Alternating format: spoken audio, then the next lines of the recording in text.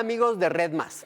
Uno de los momentos más emocionantes que he tenido en mi vida fue este amanecer que tuve en Capadocia, en Turquía. Sé que el sueño de muchas personas es hacer un viaje en globo. Hoy les traigo el top de los mejores viajes en globo que yo he hecho en mi vida y creo son los mejores viajes en globo del mundo.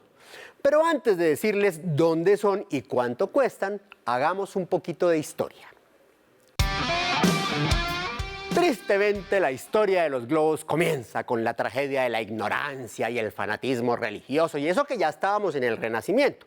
Pero vamos por partes. El primer viaje tripulado en globo, que viene a ser el primer viaje aéreo tripulado de la historia, lo hizo el profesor de física y química francés Jean-François de Rosier y el marqués de Arlandes, que era un tipo súper extremo. El globo se lo habían inventado los famosos hermanos Montgolfier, por allá en París, pero ni ellos mismos se habían atrevido a volar en ese aparato. Hay que decir que en ese primer vuelo el globo alcanzó los 1000 metros de altura. Y teniendo en cuenta que nunca antes en la historia de la humanidad un ser humano había estado en esa situación, pues hay que reconocer que estos dos pioneros tenían unos cojones, como dicen los españoles, del tamaño de un globo. Estuvieron 25 minutos en el aire y alcanzaron casi 10 kilómetros de distancia. Desafortunadamente, el pobre Rosier se convirtió también en la primera víctima fatal de un accidente aéreo. El hombre se mató tratando de cruzar el Canal de la Mancha en globo. Triste, pero más triste es la historia del pobre curita brasilero Bartolomeu de Gusmão. Aunque siempre se le atribuyó el invento de los globos a los tales hermanos Montgolfier, recientes investigaciones han demostrado que de Gusmão hizo la primera demostración de la ascensión aérea de un globo de aire caliente ante la corte del rey Juan V de Portugal. Tristemente, y por eso repito, a pesar de que ya estábamos en el Renacimiento, pues al man lo trataron como si viviera en el oscurantismo. Y yo no sé si habrá sido que lo denunció algún primo lejano del exprocurador Ordóñez, pero al pobre de Gusmão, en vez de felicitarlo, lo mandaron a la hoguera. Lo quemaron, porque es que eso de la ascensión solo podía ser divino. Dice uno, muchas bestias, esos curas de la Inquisición, ¿no? Pero va a haber unos ciertos pastorcillos y curillas de estos tiempos y la cosa no parece haber cambiado mucho. Mejor me callo antes de que me manden a la hoguera y hablemos de los mejores viajes en globo del mundo según mi experiencia.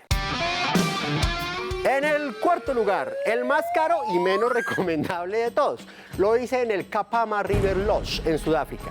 Debo decir que este Kapama River Lodge, que tiene parque natural privado incorporado, safari privado y de todo eso, es una vaina espectacular, estrato 7. Pero si alguna vez llegan a ir, que lo recomiendo, quédense en el safari. Quédense en la piscina, no vayan al globo. El viajecito cuesta la pendejada de $550, como 1.700.000 pesos. El paisaje es lindo al principio, pero uno terminas volando sobre unos sembrados de naranjas.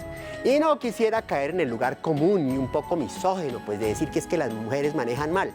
Pero esa es la única piloto que me ha tocado en todos mis viajes y miren el aterrizaje.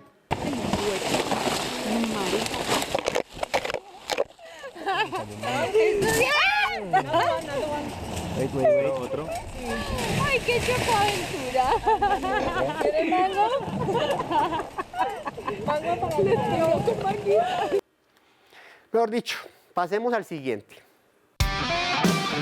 En el puesto número 3, el más económico. Por tan solo $100 usted puede volar en globo sobre la ciudad de Luxor, en Egipto, y contemplar la majestuosidad de templos como el de Karnak y muchas otras construcciones del imperio de los faraones.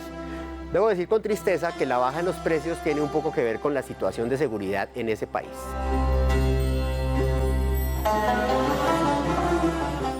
En el número 2, aquí la cosa se pone un poco más costosa, $430. Es un billete, pero déjenme decirles que vale la pena. Vuelo en globo sobre Bagan, en Myanmar, la antigua Birmania. Bagan es un valle donde se construyeron más de 4.000 templos budistas. Imagínense la vista, la mayoría de ellos sin restaurar. Mejor dicho, no se imagine la vista, véanla.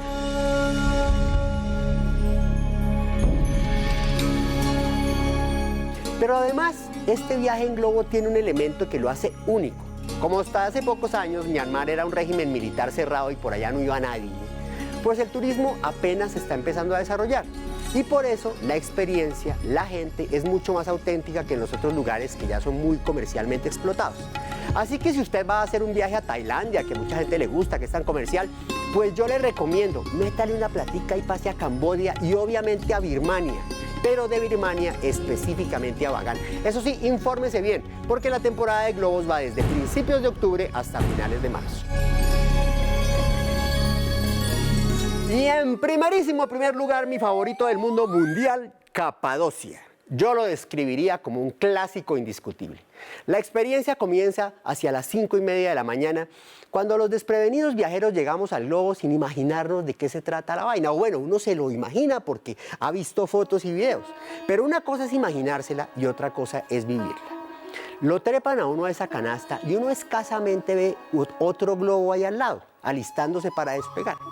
Como el par de globos están metidos como entre dos pequeñas montañas, uno no ve nada a su alrededor. Entonces, a una hora que los pilotos tienen perfectamente calculada, justo cuando empiezan a desaparecer las penumbras de la noche, el globo despega, suavemente. Entonces, cuando alcanza la altura que sobrepasa los dos montecitos que los rodean, se encuentra uno con esta imagen que de verdad le quita el aliento. La luz del amanecer sobre el espectacular valle de la Capadocia. Al frente en el horizonte, decenas, tal vez más de 100 globos aerostáticos de todos los colores posibles. Abajo, las impresionantes formas geológicas de este lugar de Turquía, únicas en el mundo, verdaderas ciudades talladas en la roca hace más de 2000 años por pueblos como los hititas, entre otros. A mí me pasó, y es una reacción común que comparte uno después del vuelo con muchos viajeros, y es que uno llora de emoción, llora ante una imagen realmente conmovedora por su belleza. Para mí este es definitivamente el mejor viaje turístico en globo que se pueda hacer en el mundo. Y volvemos un poco a lo triste, pero ventajoso para algunos viajeros. Debido a los problemas de seguridad sufridos en Turquía durante los últimos meses, el viaje ha bajado de precio y actualmente está en tan solo $150.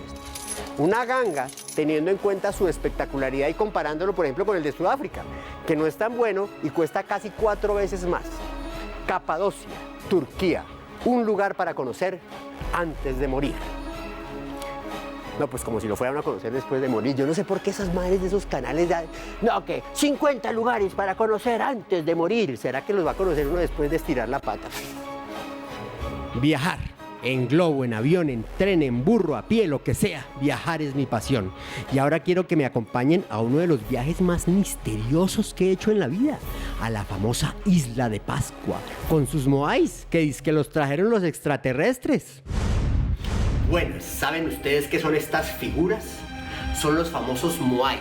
Al principio pensaban que eran solo cabezas, pero cuando empezaron a hacer excavaciones se dieron cuenta que eran cuerpos completos, que llegan a medir hasta 8 metros, que pueden pesar hasta 80 toneladas y que están todos en un lugar muy remoto del mundo llamado la Isla de Pascua. La gran pregunta es si los habitantes de Pascua eran relativamente primitivos y no tenían maquinarias especiales, ¿cómo hicieron para tallar estas figuras tan pesadas, tan perfectas y transportarlas hasta por 35 kilómetros allá en esa isla? ¿Fueron ellos solitos o les ayudaron los extraterrestres, como dicen muchos pseudocientíficos? Muy bien, estos son los moais, gigantes esculturas monolíticas que pesan hasta 80 toneladas y que normalmente se encuentran emplazadas en una base conocida como Ahu. Esa base necesita ciertos cálculos para soportar tanto peso. Este que ven aquí es el más espectacular de todos los Ahus de la Isla de Pascua, se llama Ahu Tangariki. Tiene 15 moais y es el más grande. Pero ¿quién fue el pueblo que talló estas esculturas? Muy bien, primero hay que entender que la Isla de Pascua es uno de los lugares más apartados del planeta, quiere decir no tiene nada cerca. Lo más cerca que tiene es Chile, al país al que pertenece, y está a más de 3000 kilómetros. Se supone que sus habitantes originales vinieron navegando desde las Islas Marquesas. Primero decían que en el año 500, después que en el 700, no se ponen de acuerdo los científicos. El caso es que una vez que llegaron, quedaron totalmente aislados del mundo y pensaban que eran los únicos habitantes del planeta. Por eso su nombre original, en el idioma de ellos, según la tradición oral, es Tehenua, que significa ombligo del mundo. ¿Pero tenían relación con los extraterrestres? Seguimos en la isla de Pascua o Rapa Nui con los moais, estas gigantes figuras de piedra que como cosa curiosa todas miran hacia adentro de la isla. Se dicen que sus creadores representaban en ellos a sus antepasados que habían llegado navegando hacía cientos de años y que al ponerle concha de caracol o nácar en los ojos sentían que esa figura cobraba vida y que entonces los miraban desde el pasado, eran como sus vigilantes. Todos los moais miran hacia adentro menos unos, los del Ahu Akibi, que esos miran hacia el mar. Y se cree que esos están puestos de tal manera que podían medir el solsticio de invierno y el solsticio de primavera para saber cuándo cosechar, para saber cuándo hacer las cosechas. Muy bien, ¿cómo carajos hicieron para tallarlos si eran hasta de 80 toneladas y para transportarlos? Y ahí es donde entra la gente a decir, no, es que eso mínimo fueron los extraterrestres. Y que eso fue hace más de 15.000 años. Y claro, esa teoría suena enigmática y llamativa, pero cada vez más se encuentran indicios de cómo fue que los construyeron. Por ejemplo, lo primero que hay que saber es que todos salieron de un mismo lugar. Bien, dentro de todos los moais que hay en la isla de Pascua hay varios ajus que son espectaculares, como el Ahu Naunau, que tiene particularidad de que está cerca a una playa muy bonita junto al mar. Algunos de sus moais tienen los pucaos, los sombreros rojos completos, eso lo hace muy lindo. El otro es el Ahu Tahai, que es el que queda como más cerca al centro administrativo de la isla. En ese hay una serie de 4 que están semidestruidos y hay uno que está completico, con sus ojos tal cual y con el pucao completo. Yo le tomé unas fotos al atardecer muy hermosas. Es tal vez el más imponente. Dentro de todos los misterios que hay alrededor de estos moais, uno de los que primero se ha resuelto es de dónde sacaban el material. Muy bien, los arqueólogos encontraron un sitio que es conocido como Ranu Raraku. Es una cantera en un cono volcánico. Ahí encontraron más de 400 moais. Se sabe que de ahí sacaron todos los moais de la isla, los 900 que hay. Los sacaron de ahí, los tallaron en ese lugar y luego los transportaron. ¿Por qué lo sabemos? Pues porque cuando uno llega a Ranu Raraku se encuentra con moais a mitad de hacer, completos al 75%. Inclusive hay uno gigante de casi 20 metros que se nota que nunca pudieron lograr terminarlo. Pero lo que sí se muestra ahí es que se tallaban ahí sobre la roca y luego se levantaban para transportarlos. Primer misterio resuelto. Ahora el más teso, ¿cómo los transportaban? ¿Fue ti? ¿O fueron ellos solitos? Muy bien, hay varias teorías sobre cómo los movieron. La gente que tiene imaginación más inquieta dicen, por ejemplo, que como ese es un centro energético, vinieron los extraterrestres y como con fuerza telepática, así apuntando y los levantaron y los transportaron. Otros dicen que eran los que con platillos voladores y que los platillos voladores tenían como unos winches y entonces los amarraban de abajo, ¿sí? Con helicóptero, pues, y los llevaban. Entonces suena muy probable y nada está escrito en la vida, pero bueno, las teorías que más apuntan a ser ciertas son estas. La primera es de que es el uso de un trineo con troncos por debajo, donde entonces iban rodando así el muñequito y le pasaban este palito aquí adelante, obviamente con más palos, y lo hacían seguir rodando. Con este sistema, un arqueólogo logró mover una réplica de 8 toneladas por más o menos 50 metros en 2 minutos. La otra teoría es la de Pavel, que basándose en la tradición oral que decía que los moais caminaban solos hasta los ajus, él dice que tal vez amarrándolos desde la cabeza con cuerdas así hacia un lado y hacia atrás, no lo puedo hacer yo solo con mis manitos, pero más o menos lograban hacer que el muñeco se moviera así, jalando para un lado, jalándolo para el otro. A mí no me sale, pero hay un documental de National Geographic donde Pavel prueba su teoría. Las otras teorías que hay son combinaciones de la de Pavel con la anterior, con la del trineo, la del uso de grasas vegetales para que deslizaran bien los troncos, en fin. No hay nada escrito ni totalmente comprobado, pero esto me parece mucho más razonable a pensar que no fue hace 1000 años, sino que fue hace 15.000 y que vinieron los extraterrestres con los winches de sus platos voladores y así llevaron los moais hasta cada punto. Me parece mucho más lógico esto y más como razonable de cómo sería la manera como los antiguos habitantes de Rapa Nui construyeron sus moais y los llevaron a sus ajus.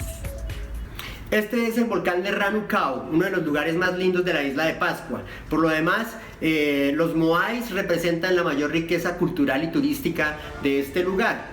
La isla está totalmente deforestada y así la encontró en 1722 Jacob Roggeveen, el primer navegante europeo, holandés más precisamente, en arribar a sus playas. Eso fue un 5 de abril, que era el día de la Pascua, y por eso se le conoce como Isla de Pascua.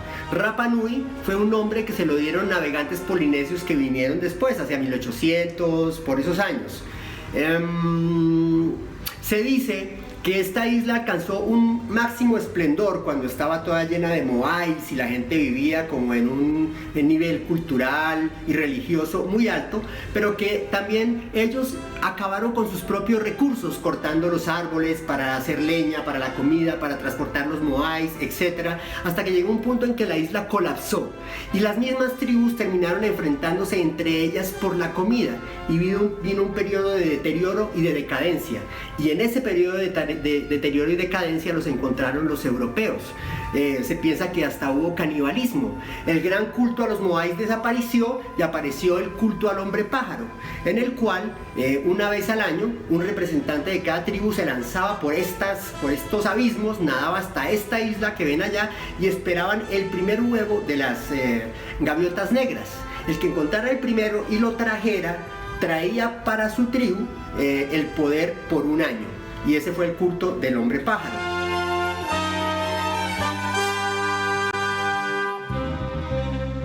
Después de que los descubrieron los holandeses, empezaron a tener relación con el hombre occidental, venían misioneros, etc., hasta que los esclavistas del Perú se llevaron a 2.500 de sus habitantes a recoger guano en Perú, en las cuevas. Cuando el arzobispo de Tahití se enteró de este abuso, puso el grito en el cielo y llegó hasta el Vaticano y obligaron a los esclavistas a devolver a los habitantes de Rapa Nui a su isla, pero ya no quedaban sino 300, y de esos 300 se enfermaron de viruela. Se calcula que la mitad, o sea que tan solo 150 volvieron a su tierra y venían cargados con esa viruela. Al final, de un pueblo que alcanzó a tener a 15.000 habitantes, talladores, escultores, que alcanzó todo un nivel como sociedad que pensaba que era el ombligo del mundo, al final de ellos solo quedaban 111, y de esos 111 provienen los pocos que quedan, porque algunos han emigrado a otros países, a otras islas, a otras ciudades, y esta historia representa en sí una de esas catástrofes humanas, una que deberíamos mirar con lupa, porque lo que le pasó al pueblo Rapa Nui, al no medir la explotación de los recursos naturales, sería un ejemplo a escala de lo que le está pasando a nuestro planeta. Y ahora somos 7.000 millones sobre esta tierra, y en cualquier momento se nos va a acabar la madera, el agua, etc., y seguramente entraremos en un proceso de decaimiento social, y esta sociedad tendrá que ser reinventada.